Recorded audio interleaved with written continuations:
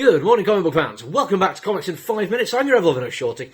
And today we're going to have a look at Spectregraph, or Spectregraph. I'm not 100% sure on the pronunciation of that one. I'm sure Tinian would correct me if he ever watches this video. And he might do. I know Christian and Ward might do. Because I met him at a convention once, and he actually gave me a nice little sketch cover because he'd seen me on YouTube videos, and I was nice about his comic book, so he did me a favour. He's a nice guy. You should go meet him. He's lovely. But I have to say, with this one, my expectations were actually pretty low. Probably lower than expect, considering how much I go on about how much I love Tinian and how much I love Christian Ward. But part of that is down to fairly recently, I've gone away for a weekend after spending 4 years looking forward to it. I've not done this weekend away with my friends since pre-lockdown. And the expectation of it was so much that when I actually went, I don't think I was ever going to live up to it. And when you've got somebody like James Tinian IV, master of horror that he is, who's coming back soon with Department of Truth continuation and the second part of his horror thing, Nice House by the Sea. We've got Christian Ward, who has done fantastic horror with Ram V in Aquaman Andromeda. All the stuff I love going into this, it was like, there's no way it's going to live up to the expectation. There's no way I'm going to enjoy this as much as I think I could enjoy it. So I kind of talked myself to being like, well, you know what, just be happy with what you get. You know, don't live in a moment where you're waiting for the future to arrive. Just enjoy what you've got in front of you. Because expectation is a dog. It really, really is. Everyone can tell you that. The amount of times people have looked for something so much that the actual experience has not been as good. But in this case, it really did impress me. I mean, I shouldn't be too surprised. Like I said, these two creators are wonderful, and the fact they're working together on this is fantastic. But weirdly, I was impressed in a way I wasn't expecting. Because ghost story kind of stuff, yes, that is kind of cool. Christian Ward's wonderful, lush artwork. I mean, it is beautiful. Early on, he does things with just a fireplace, which was mind-blowing. He has a fantastic knack for both smooth and straight lines, so he can do like geometric patterns that look absolutely astounding, but also just a smooth elegance to it, all of which is absolutely highlighted by the depth and richness of his colouring, which he all does himself. He is an absolute master of his craft. But it was the writing which blew my mind a little bit, because I was expecting a ghost story. I was expecting a ghost mystery more than anything else, which is what it is. It is 100% a supernatural, spooky mystery.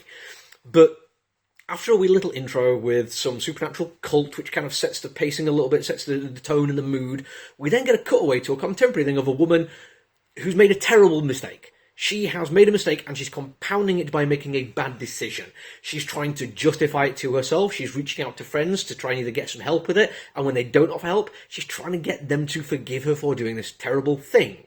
And I don't want to spoil too much about what's going on here. I don't think it's like 100% spoiler territory. It's just an event that happens. It's not a twist, but it is relevant to the plot as it carries on.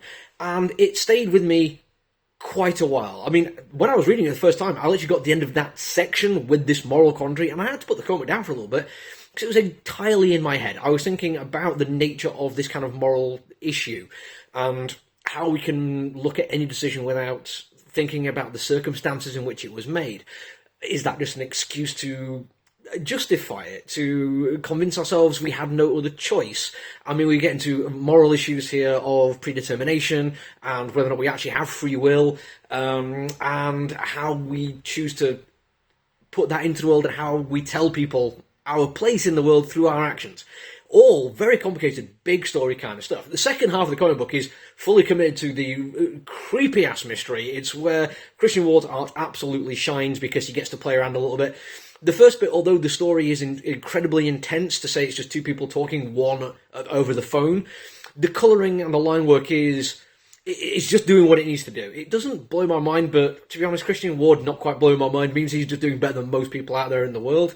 But then we get to the house, and the depth and the shadow that comes out of it, the fun he has with line work and perspective. It all comes together to absolutely immaculate ending, and I genuinely loved it. Yes, it's not quite as scary as I was expecting. It is a bit more set up, shall we say, than just getting into the story. But this all works quite nicely because, like I say, it's a mystery. And actually getting these characters presented to us when we don't know entirely what's going on just adds more threads that can be picked up later. It is really, really well written. But you have to be ready for a very harrowing thing at the beginning. The moral stuff I'm talking about is not pleasant. It involves horror, which is going to carry on and come back to haunt these characters. And I think it's probably the most biting bit of horror in the comic. and it's brilliant because of that. Anyway, that's it. That's all I've got for today. But more comics reviews coming out this week. Make sure you do the social media things. Don't miss any of them. Until I see you again, though, look after each other, everyone. Stay safe. Bye.